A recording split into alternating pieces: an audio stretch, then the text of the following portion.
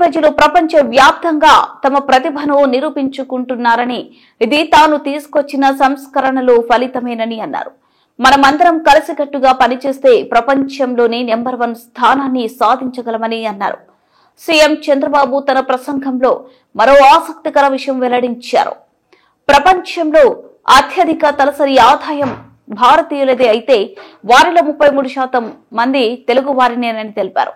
ఈ గణాంకాలు తెలుగు వారి ప్రతిభను ప్రపంచానికి చాటుతాయని, భవిష్యత్తులో ఈ సంఖ్య మరింత పెరగాలని ఆశాభావం వ్యక్తం చేశారు. మన ప్రతిభ, మన కృషితో 2047 నాటికి తెలుగు జాతి ప్రపంచంలోనే నెంబర్ 1 స్థానంలో నిలుస్తుందని సీఎం ధీమా వ్యక్తం చేశారు. భవిష్యత్తులో తెలుగు జాతి ప్రవాహం మరింతగా పెరుగుతుందని, ప్రపంచ వ్యాప్తంగా తెలుగు వారు తమ గౌరవాన్ని నిలబెట్టుకుంటున్నారని చంద్రబాబు నాయుడు విశ్వాసం వ్యక్తం చేశారు. ప్రూఫ్ ఆఫ్ కాన్సెప్ట్ ఎన్నేళ్లు మొత్తం కలిసి 25 ఏళ్ళు కూడా కాలేదు. అంటే మనం స్టార్ట్ అయ్యింది 95లో స్టార్ట్ చేసాం. ప్రిపరేషన్ అవన్నీ అయిన తర్వాత కొద్దిగా పికప్ అయ్యింది. అక్కడి నుంచి విజన్ డాక్యుమెంట్ తయారు చేశాం. అనేక సంస్కరణలు కానీ అనేక ఇనిషియేటివ్స్ తీసుకున్నాం. మనకు వచ్చింది కూడా ఆర్థిక సంస్కరణ వచ్చింది 91. టెక్నాలజీ రెవల్యూషన్ వచ్చింది early 90s. Internet revolution bill gates innovate చేసింది 91, 92 ఆ ప్రాంతంలో వచ్చాడు. మనం 95 నుంచి మనం కూడా స్టార్ట్ చేశాం. ఇక్కడ ఎందుకు ఈ విషయాలన్నీ ఆలోచించినప్పుడు దిశ మనం కూడా గుర్తుపెట్టుకోవాల్సింది, మన ప్రజలకు ఏం చేయాలని మనం ఆలోచించినప్పుడు ఒక పబ్లిక్ పాలసీస్ క్రియేట్ చేసే అవకాశం మనందరికీ ఉంది. ఇక్కడ ఉండే చట్టసభలో ఉండే మీకు అందరికీ ఉంది. ప్రజలకు ఇది మంచిది, P4 మంచిది, ఈరోజు ఇక్కడ అమలు చేసే పరిస్థితికి వస్తాం.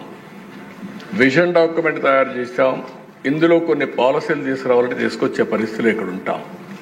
ఈ అవకాశం వేరే వాళ్ళకి రాదు. దీన్ని ఆధారం చేసుకొని బిజినెస్ పీపుల్ కానీ, ఇండస్ట్రీ కానీ, సమాజం కానీ మనల్ని ఫాలో అయ్యే పరిస్థితి వస్తుంది. ఈరోజు 25 సంవత్సరాల దిశ నేను గర్వంగా చెప్పగలుగుతున్నా. ఊరూరికి పోయి చెప్పేవాడిని, మీ పిల్లల్ని బాగా చదివించండి. చదివిస్తే లాభం ఏంటని ఆలోచించినప్పుడు మీరు 20 ఎకరాలు, 30 ఎకరాలు, 50 ఎకరాల భూమి ఇవ్వాలనుకుంటున్నారు. ఈ భూమి వల్ల లాభం లేదు. ప్రయోజకుడైతే 100 ఎకరాలు కాదు 1000 కోట్ల రూపాయలు సంపాదిస్తారు. Sky is the limit. అప్రయోజకుడైతే మీరు ఇచ్చింది తాగేసి మొత్తం పోగొట్టుకుంటాడు మీ కళ్ళ ముందరనే. మీరు మీ పిల్లలకి ఇవ్వాల్సింది విద్య అని చెప్పేవాడిని. ఐఎమ్ ప్రౌడ్ టు సే దిశ ప్రజల్లో కూడా చైతన్యం ఆ రోజుల్లో. ఊర్లో ఉండేవాళ్ళు టౌన్స్కి వచ్చారు. పిల్లల చదువు కోసమే టౌన్స్కి వచ్చి చదివించారు. ఐటీ మాట్లాడితే ఐటీ చేయించారు.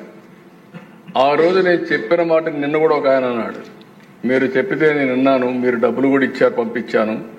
నా కూతురు బ్రహ్మాండంగా పనిచేస్తూ ఈరోజు నాకు డబ్బు